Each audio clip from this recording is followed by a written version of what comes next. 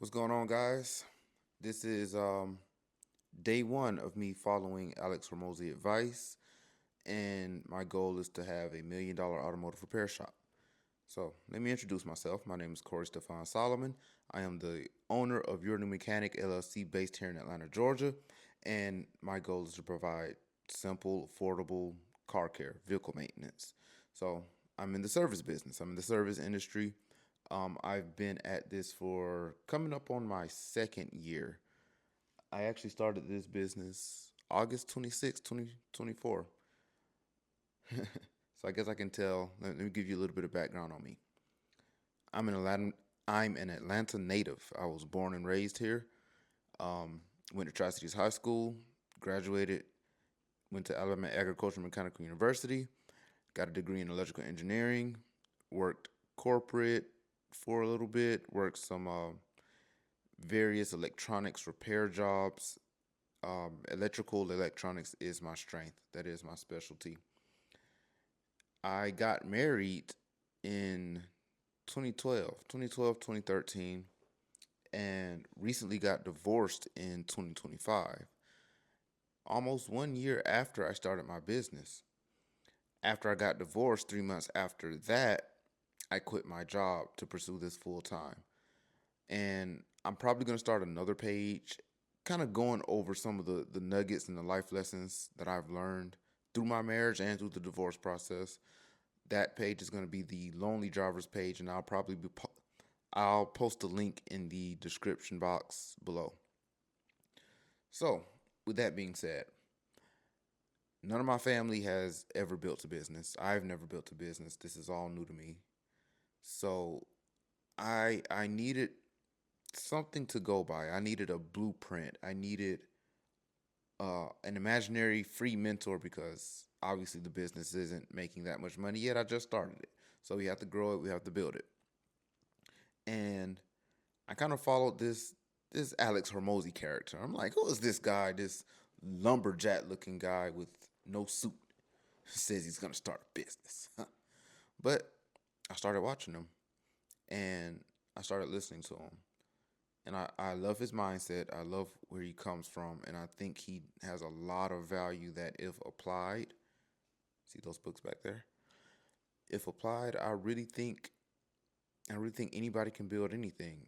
And that's that's kind of the segment of life that I'm in. I don't know if I said my age, but I'm 36 years old. By the time I turn 40, I do want to have this $1 million automotive shop.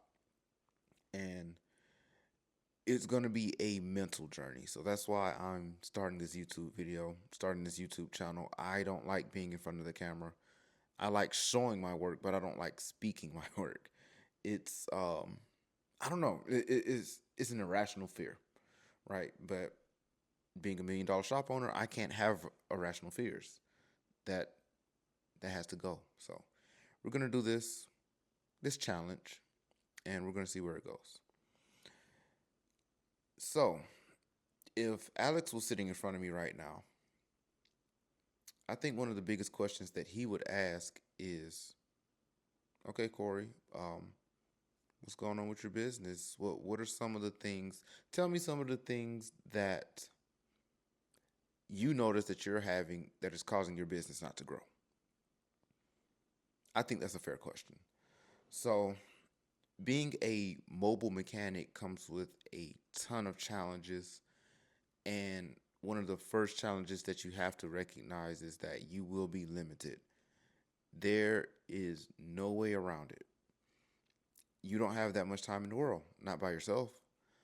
And for me, I I'm a big overpromiser.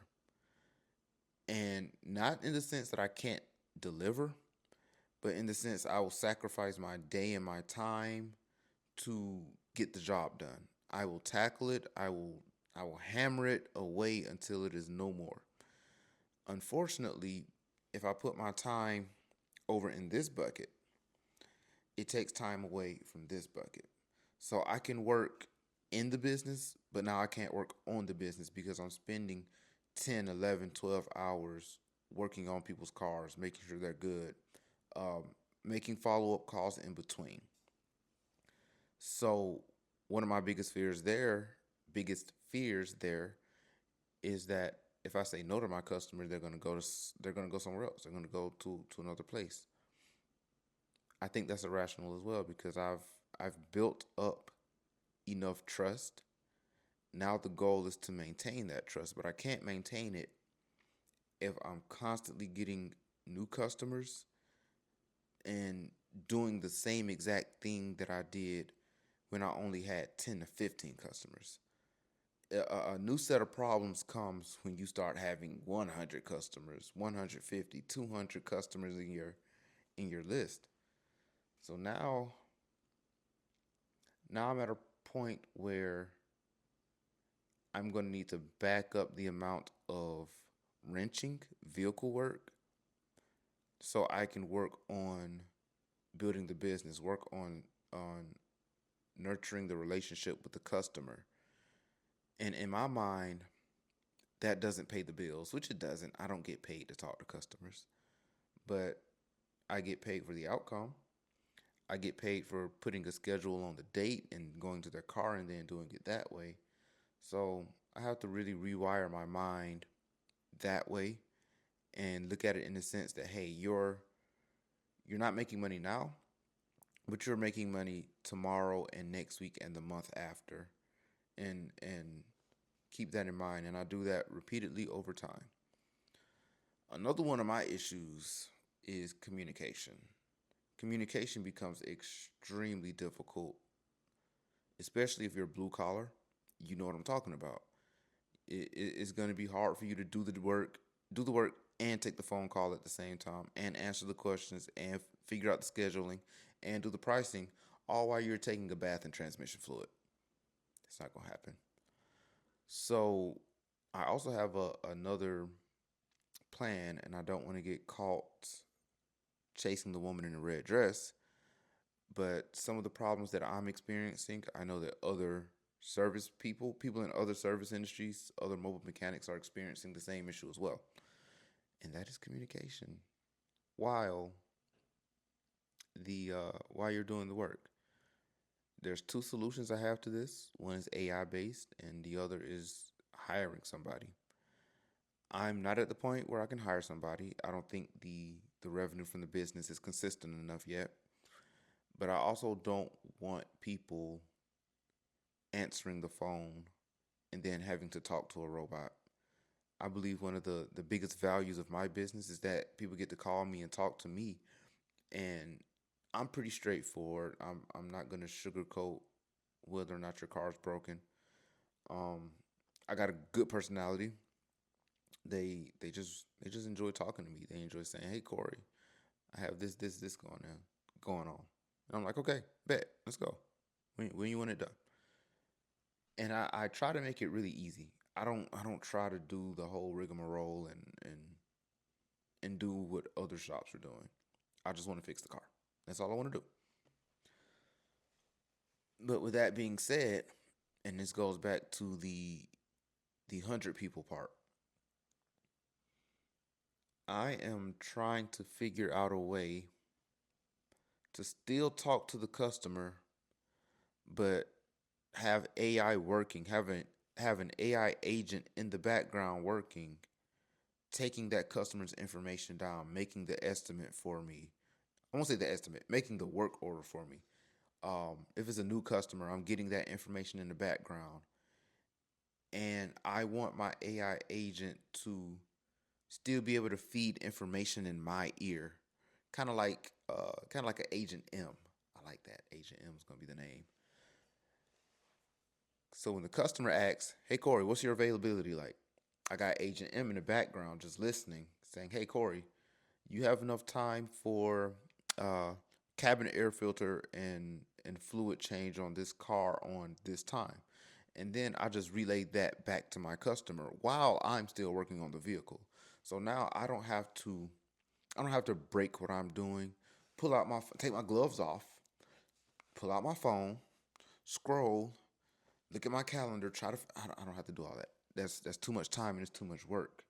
So that's another one of my pet projects that I'm keeping in my back pocket, and hopefully we can go through that journey, and that'll be another source of income for me. So that's pretty much the communication part. Oh, have an infinite memory.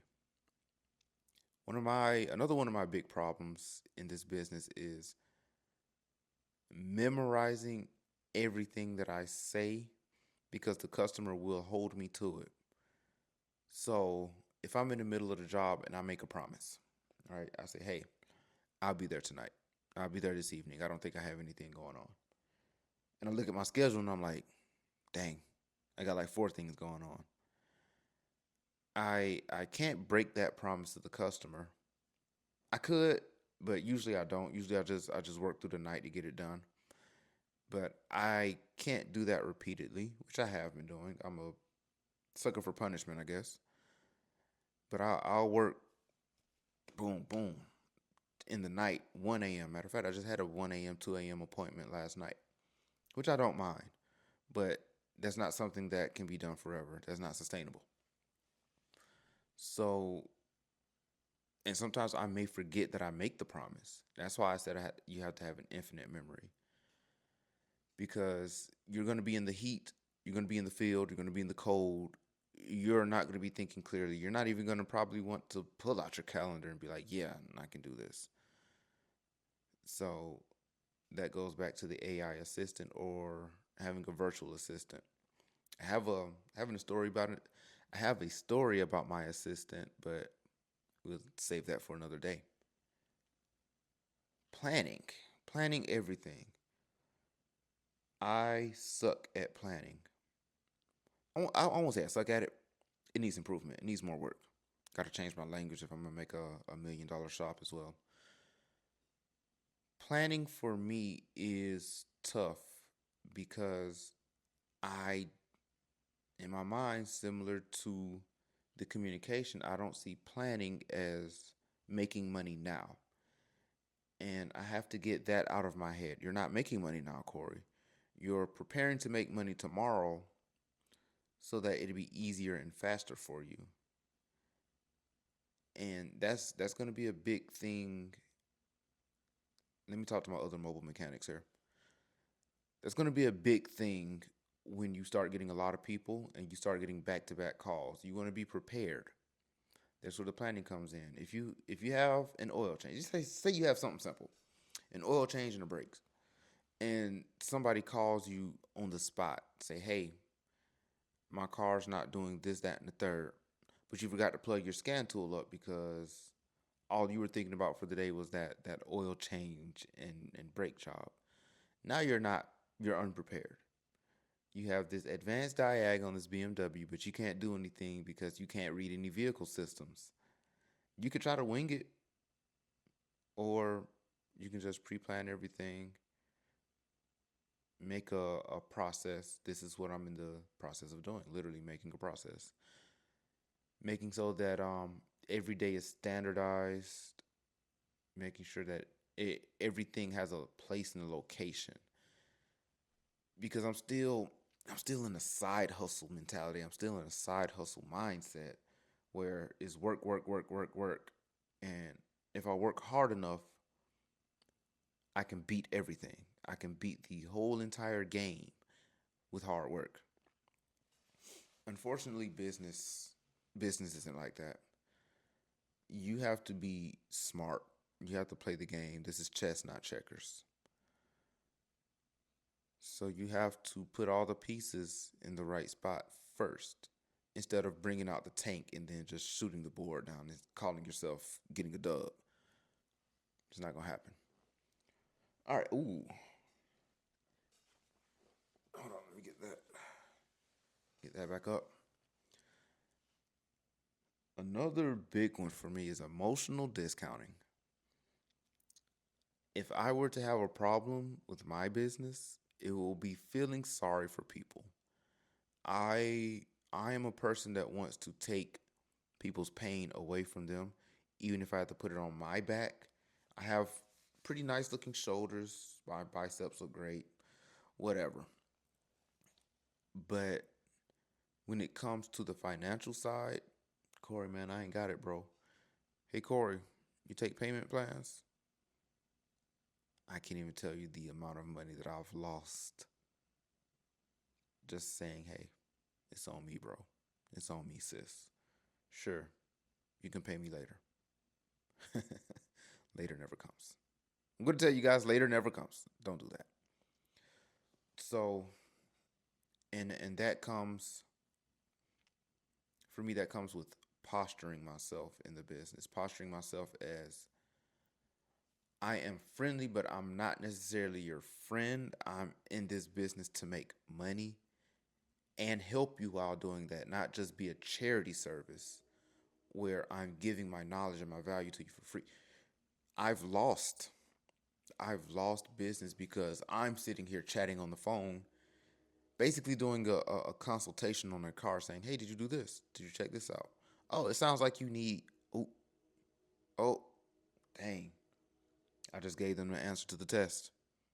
They just looked at my paper and put C on their Scantron. And you kind of learn to be a little bit tougher, to be a little bit more still understanding, but letting the person on the other end know that you run a business and you want to help them, but your business is not in the position to do that at the moment. Because I do plan on helping people. I want to give free repairs. I love watching Parker's Mobile. I love how he just goes out. Luckily he's built up to that. To be able to fund that through social media, to be able to fund that through property sponsorships. I don't follow him that closely. I don't know his pockets like that. But I'm pretty sure that the work he's done is being funded and he's able to give back. I love that. And that's kind of one of my goals as well. Not necessarily free repair work, but just mentorship and leadership to the 16, 17, 8 year old version of myself, the kid that shares my reflection and it's just looking for guidance. Ooh, working the leads.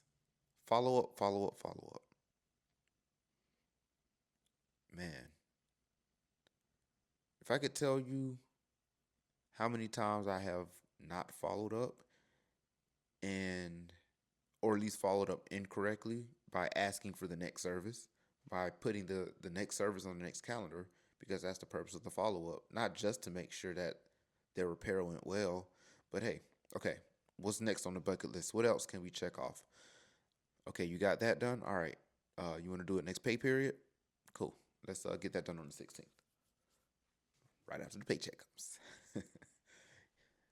But yeah, and that's oh, and mastering inspections.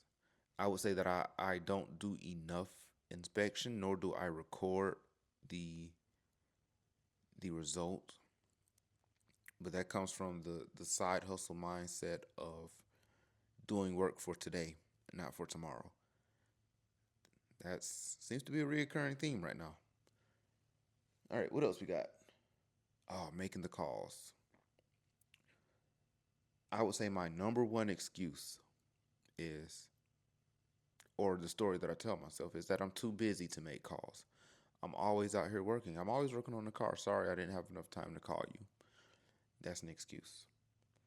Because the man that I see in my head, the the younger version of myself that was a little bit hungrier and a little bit less comfortable would have been like, oh, oh, for real? You too busy to call? All right, I'm gonna set my iPad up right there with my list of customers, and when I get a break, when I get to an easy spot, I'm gonna just hit that number right there. I'm gonna call them. I'm gonna make sure they good. I'm going to call them, and we gonna get a date on the schedule while you over there sitting there lacking because you quote unquote too busy. And again, that's just a mindset thing. I think communication is still number one, and that goes in that category of communication. You want $1 million shop, Corey? You want to be $1 million shop owner? You got to have $1 million worth of communication and tracking, which I think is the next one. Yes, tracking and business. See this dashboard behind me? I don't know what any of this is. I don't know what any of it means. It just comes with the shop management software. I used to work at a German automotive specialty shop where I was the diagnostic technician before I left to do my own thing. I saw them use a competitor's shop management software, and I'm like, okay, cool. This is what professional businesses use. And I know there's so much power in here, but I don't understand it. And that's why I'm making this video. This is day one. It has a lot of business terminology that I don't know. Conversion rates. I know what revenue is. Metrics. What else we got? Retention, booking rates, not booking rates. Abandonment rates. I don't know any of that. I know what they mean independently out of context, but in context with the business, I don't know. That's why I watch Alex's videos. I don't know the terms. I don't know what LTV, I don't know what CAC is. I know what it is now. I didn't know not too long ago. Um, Margins, I don't know how to really calculate margins yet. And these are things that I'm going to have to learn because it's the language of business. And when I talk to some of my peers about it, it's like I'm talking a whole different language because it is a whole different language. And I didn't know this. I in my mind, I imagined that I was going to quit my job. I was going to work on a couple cars per day and then enjoy the rest of my day like a regular employee, except I work for myself. Kind of find out I don't have that type of mentality. I've worked harder now than I've ever worked for a job. I work 16, 17, 18-hour days. I work in the rain. I work in the cold. I work in the 90-degree weather. My work van has no AC. I don't mind it. And the radiator fan doesn't work, so I have to turn the heater on sometimes so it doesn't overheat. And I don't mind it. Because what are you gonna do? You just gonna get mad at it? No, you still gotta do what needs to be done. So yeah, that's basically where we are. And this is day one of building the $1 million business. And day number one is identifying the problems. Day number one should also be how do you fix the problems? Okay. So communication is pretty easy. I need a well, let me tell you what I'm doing for communication. I have a soft phone. I use Quo that has a transcription and an AI summary to it. So I'm not just trying to remember, man, what was that conversation I had with Brandon? What was he talking about? Something about something, man, I don't remember. Mm-mm. Remember, you got to have infinite memory. And as a mobile mechanic, invest in some type of transcription, transcribing AI based recording service for your phone because you're going to want to remember conversations. You're going to want to, and this is planning, this is me, you're going to want to have a block of time where you sit down and you go through every customer that has reached out to you and you reach back out to them because you're in a calmer place. You're not wrenching. You can sit at the computer and take their information and get all of their questions answered at that time instead of constantly working, working, working. You're not a tech anymore, bro. You're not a tech anymore, sis. You are a business owner. Your job is no longer just wrenching on cars. Your job is now customer retention, customer relationship building, making sure that everybody's good, checking in on them. Some people are scared to call you. Maybe in their head they're thinking, "Oh man, he's busy. I'm not going to call him." And you just missed out on a $500 profit because you didn't pick up the phone and say hello. I get it. I'm there sometimes. I'm not out the whole. I haven't. Can't say that I haven't done that in a minute, but it happens. So that's communication. Planning also includes time blocking. Have a big problem saying no to people. If I plan out something for the week and an opportunity comes that's like, hey Corey, uh, I got this car right, and it's not starting. Can you come out and look at it today? Knowing that I have a time block period for 6 p.m. for me to call people. Guess what I'm gonna say? Nah, that time block ain't that important to call people. Let me work on this car. And now I just made a sacrifice for a quick diagnostic charge, a quick diagnostic fee, versus setting the rest of the week up by making 4 or 5 phone calls and putting people in the spots for Monday, Tuesday, Wednesday, Thursday. Everything's a trade. Everything's a trade off. So learning those trades is part of the business. Is learning how to set everything up right for the alley oop, so you can get that dunk on the next day. Emotional discounting. How am I going to fix that one? I think the way for me to stop that is to establish policy. Not only does that help me, if I decide to have a future employees, they also have a set of rules and guidelines to follow that I deem as the owner acceptable for the business. Instead of saying, "Hey, can you help me fill my schedule up?" And then the assistant comes on and starts implementing booking fees. Although I've never done a booking fee. What are you doing? That's a story for a later time. So yeah, the emotional discounting based on the labor rate that I need for the shop, calculating what I need for my business and what I need for my personal life, and I won't say never wavering, but definitely make it like a tiered process. Like, hey, these are the best parts. This is the price. It's OEM parts. Is genuine Volkswagen BMW parts. It's the best for your car. Corey, I can't afford that. No problem. We can use aftermarket to get you a similar result, but the warranty will be a little bit less, and the part quality is just slightly lower to offset some of that cost. Corey, I can't afford that. All right. Well, the last option is Amazon. No, we try to stay away from Amazon parts. Although they do pop up. I don't mind some Amazon parts, but it's not my first choice.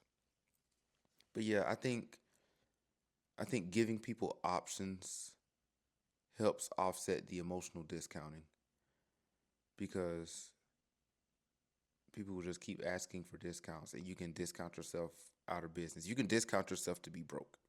Don't do that. I want to be in the position where I'm teaching that 16, 17-year-old version of myself that, hey, Corey, although you're young, you still have a lot of value to give. You still know a lot of things that can help people out of a lot of situations. Don't take that for granted. Overpromising. Not overpromising. The solution to overpromising is to set a vehicle limit, maybe even a time working on cars limit, because a lot of time is spent not even just working on cars, just commuting itself. Commuting takes hours sometimes. Picking the part up, going away from the east side back to the west side because your customers are on two opposite sides of town, and all of that counts. So always try to plan for that. That goes back to planning, and just limit your car and have time blocks where you don't work on cars at all. And tracking every every car that you touch needs paperwork. Every person you call needs paperwork. Every contact that you make needs notes and paperwork, infinite memory. Okay? Every prospect, every lead is a potential source of income for you, a potential referral to another customer or another lead, or even just a positive 5-star review on Google, Yelp, Nextdoor, whatever social media outlet you use. Everything is an opportunity, not necessarily financial. So, and that's one thing that we're going to implement. And I think day 2 is going to be implementation, implementing these things. And I really want it done before July. That's why I started the video today. That way we can hit July with some momentum and we can start improving things. Oof. Hitting the reset button. Telling people, hey, I don't like the way my business is going. I'm starting over. Let me reintroduce myself. For some reason, I've been so hesitant to do that because I wanna just hang on to the past. I want to hang on to how I started. But if I hang on to how I started, I'll never grow into what I need to be for the future because I'll always be stuck in that past version of myself. Whew. It's gonna be a tough journey, y'all. It's not gonna be easy. I know it's all mental. It's all mental. So that is this is what I wanted to go through for day 1. Kind of just a mock interview if Alex was here, asking what are my biggest issues with the business, things that will, I guess, move the business forward the fastest, and a total of 6 things. Just to recap: improve the communication, improve the memory, have infinite memory, plan better, don't overpromise, don't overwork yourself, don't emotionally discount. You're taking money out your future employees' mouths. Um, work your leads some more. Make those phone calls. Don't don't make the story that you're too busy to make the phone calls. Find a way and track it and learn how to speak business. And I think we will make some excellent progress tomorrow. All right, guys. I will see you on day 2. Later.